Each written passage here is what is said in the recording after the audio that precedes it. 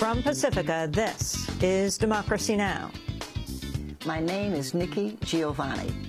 I am a poet, and my poetry is hip-hop. Today, the legendary poet, professor, activist Nikki Giovanni joining us in our studio to talk about her new book, Chasing Utopia, talking about the power of poetry, and also she'll address gun violence. She's a professor at Virginia Tech, the site of the shooting massacre in 2007. I'm just so tired of the Old Testament. You know, well, an eye for an eye. And as somebody else said much better than I, that leaves everybody blind. Guns are an idea whose time has passed. Then David K. Johnston on the House budget deal, the cutting off of unemployment insurance for the long-term unemployed, and the war on public pensions. And Nelson Mandela is laid to rest. All that and more coming up.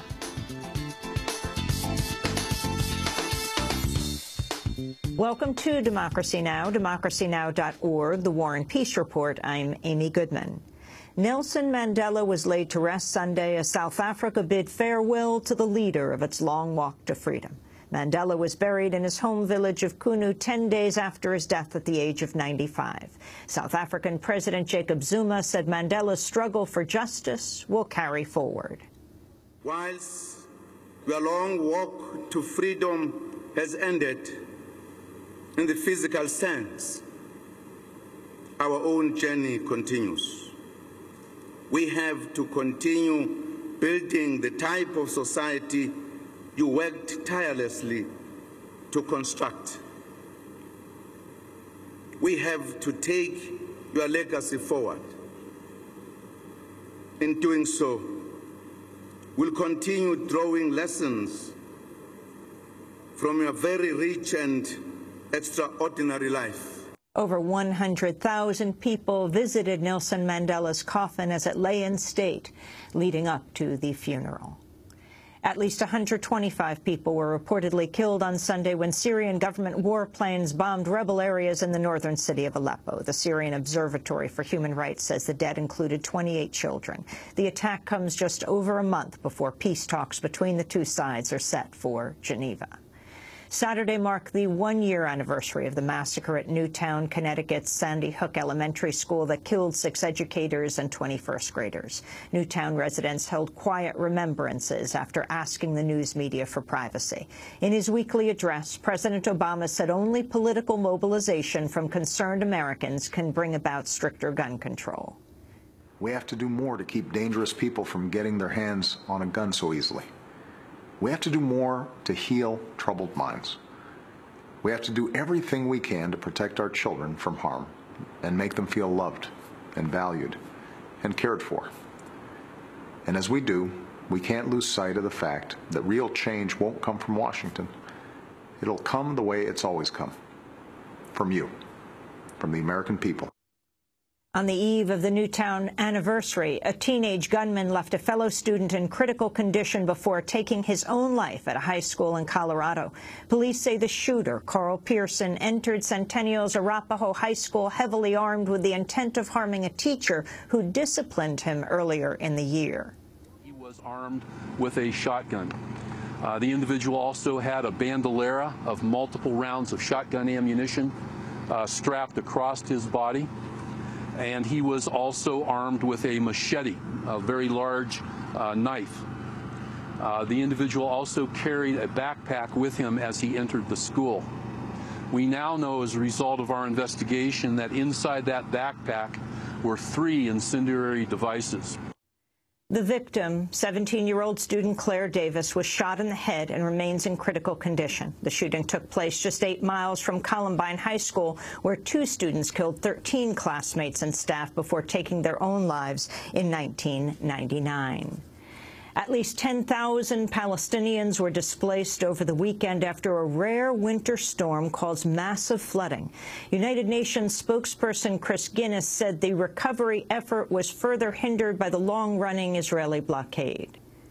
Gaza has become a disaster zone with water as far as the eye can see in certain areas, 2 meters high, stranding tens of thousands of people. UNRWA has been working 24/7, 4,000 workers working round the clock. We've distributed 5,000 litres of fuel so that the pumping stations can work, and we're taking people to UNRWA facilities. But this is disaster relief under blockade, under occupation. It's very, very problematic. In response, Israel's allowed an emergency shipment of fuel into Gaza, donated by the Qatari government. The fuel will restart Gaza's lone power plant, which was forced to shut down in October. The move will give Gaza residents 8 hours of power at a time, followed by 8 hours of blackouts.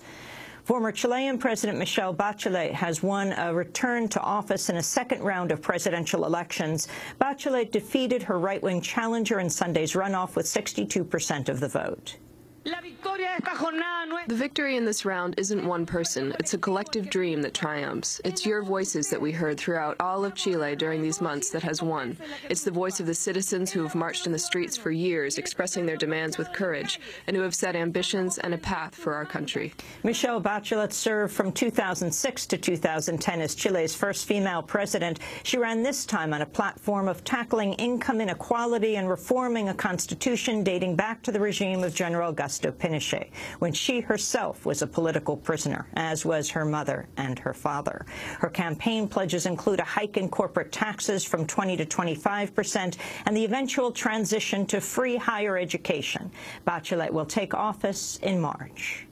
Thousands of people continue to rally in Ukraine as anti-government protests enter their 4th week. Ukrainian President Viktor Yanukovych is facing a massive campaign to resign over his rejection of a trade pact with the European Union in favor of closer ties with Russia. Yanukovych is set to visit Moscow for talks with Russian President Vladimir Putin later in the week. On Sunday, Senators John McCain and Christopher Murphy voiced support for the protesters at their hub in Kiev's Independence Square. We are here to tell you that the American people and the United States Congress stands with the people of Ukraine. I am a Republican. Senator Murphy is a Democrat. We are here together speaking for the American people in solidarity with you. The Ukraine government pledged to resume talks as the protests grew, but the EU now says it suspended negotiations over the government's unreasonable demands. Thousands of people rallied in India Sunday in protest of a renewed ban on homosexual sex. The ban was first struck down 4 years ago, but renewed last week after India's Supreme Court upheld a section of the Penal Code dating back to 1860. Protests were held in cities across India. We are all here today, all the minority as well as the mainstream population of Calcutta. Everyone has joined hands to stand for human rights and to stand against Section 377, which is absolutely against human rights in all respect. A top National Security Agency official has said the government should consider offering amnesty to Edward Snowden.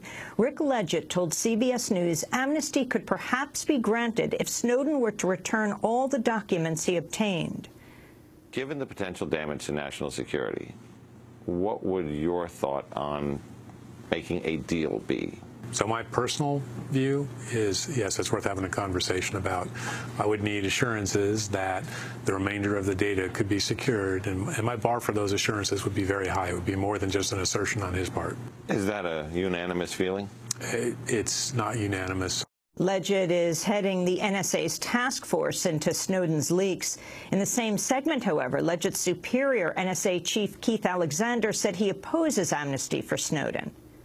This is analogous to a hostage taker taking 50 people hostage, shooting 10, and then say, if you give me full amnesty, I'll let the other 40 go. What do you do? It's a dilemma. It is. Do you have a pick? I do. I think people have to be held accountable for their actions. Because what we don't want is the next person to do the same thing, race off to Hong Kong and to Moscow with another set of data, knowing they can strike the same deal. According to the New York Times, NSA officials reviewing the Snowden leaks are still unaware of exactly how much information he took from their systems. A Kansas airport technician was arrested Friday after trying to carry out an alleged bomb plot. Prosecutors say Terry Lowen used his security access to drive a truck he thought was carrying explosives onto the tarmac of the Mid-Continent Airport in Wichita, but the explosives had been built with undercover FBI agents who ensured they were inert. The criminal complaint, which was filed today in U.S. Federal District Court, alleges that Mr. Lowen spent months developing a plan to use his access card to the airport to drive a car loaded with explosives to the terminal. It's alleged that he planned to pull the trigger on the explosives himself and die in the explosion as a martyr. Agents arrested him at about 5:40 a.m. as he attempted to use his access card to enter the tarmac and to deliver the vehicle loaded with what he believed to be high explosives. As in previous cases that have raised questions of entrapment, the FBI agents who posed as Lowen's accomplices supplied him with the materials he thought were bombs. Lowen said to have been a Muslim convert who was radicalized by leading jihadist websites. He left a note for his family saying he intended to cause maximum carnage and death. The White House faced scrutiny over the weekend following the revelation a missing American captured in Iran was working for the CIA. Robert Levinson disappeared in 2007 after arriving on the Iranian island of Kish to spy on the Iranian government. The CIA told Congress and the FBI he did not have a relationship to the agency at the time, but it emerged last week Levinson went to Iran at the behest of CIA analysts. On Friday, White House Press Secretary Jay Carney avoided questions on Levinson's CIA ties. Bob Levinson was not a U.S. government employee when he went missing in Iran. As there is an ongoing investigation into his disappearance, I am not going to comment further on what he may or may not have been doing in Iran. I'm not going to fact-check every allegation made in the story you reference, a story we believe it was highly irresponsible to publish, and which we strongly urged the outlet not to publish out of concerns for Mr. Levinson's safety. I'm also not going to say anything that might further harm our efforts to bring Mr. Levinson home safe, which has been our goal for the 6.5 years he has been missing. The White House can apparently claim Levinson did not work for the U.S. government because he was technically a CIA contractor. There has been no sign Levinson is alive for nearly 3 years. The Obama administration says it continues to seek Levinson's return through a number of different channels. And those are some of the headlines. This is Democracy Now!, democracynow.org, The War and Peace Report. I'm Amy Goodman. I'm Amy Goodman. Thanks so much for watching this report from Democracy Now!, your daily, independent, global grassroots news hour. We don't accept advertising or corporate funding, but rather rely on donations from viewers like you. Please make your contribution by visiting democracynow.org today. We need your support today to keep bringing you this hard-hitting, in-depth reporting.